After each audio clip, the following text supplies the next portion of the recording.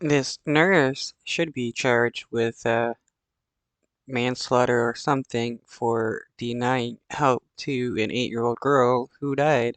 Federal investigators say a nurse denied multiple requests to take an 8-year-old migrant girl to the hospital on the same day she died in U.S. Border Patrol custody in Texas. Anadith Tanay Reyes Alvarez suffered from sickle cell anemia and heart disease. She died last month.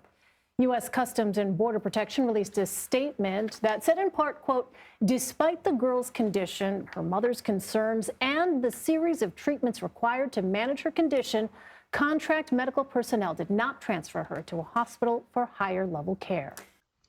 How can you be a medical professional, see a person that needs help, and not do anything in your power to help them? That's messed up. And the reason is, in this case, is because this little girl was a migrant. Nick Muroff joins us now. He covers immigration enforcement and the Department of Homeland Security for the Washington Post. Nick, what have we learned regarding the hospital requests and the girl's interactions with the nurse? Well, it sounds like a really nightmarish tragedy. The incident remains under investigation, but U.S. Customs and Border Protection says that this nurse practitioner saw the child multiple times and denied repeated requests from her mother to call an ambulance, even as the girl's condition worsened. It also appears that the nurse practitioner, who was a contracted medical staff there, it appears that she did not review documents brought by the family outlining the girl's fragile medical history. So she just didn't care whatsoever. She could see that the girl was dying and just didn't care. I mean, Nick, so many open questions right now. Do we know at this point what treatment this girl did receive? She was administered over-the-counter medicines for the most part. You know, she was diagnosed with flu. She was given, pain relievers, ice, that type of thing. But we know now that her fever at one point, the day before she passed away, had spiked to nearly 105 degrees. Why that didn't raise alarms for these medical contractors is part of that investigation. But as any parent can imagine, this is truly. The reason is racism.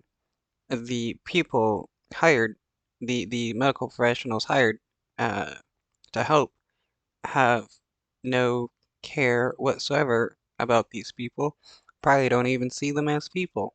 A horrible scenario in which you know that your child needs urgent attention and you're in custody and you're being denied it.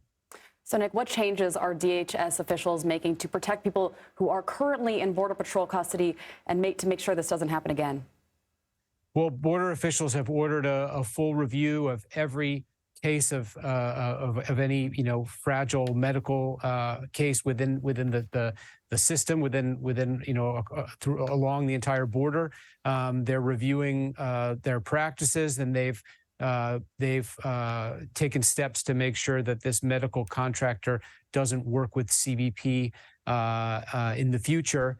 And as for the standards of care, I think, what this really underscores is that when there are lots of people in Border Patrol custody in these Border Patrol stations that really aren't set up for families and children, that these are the types of risks that can lead to tragedy. Nick, I wonder, you mentioned that at one point the girl's temperature was 104.9, I mean, almost 105 degrees. And it would seem that that is a red flag. You don't have to be a trained, medical professional to understand the dire situation that a person, especially a child, is in that kind of scenario. So I wonder, could this nurse practitioner face charges? Because it seemed that there were multiple opportunities, as you pointed out, and as the reporting suggests, for her to get that emergency care immediately to this child.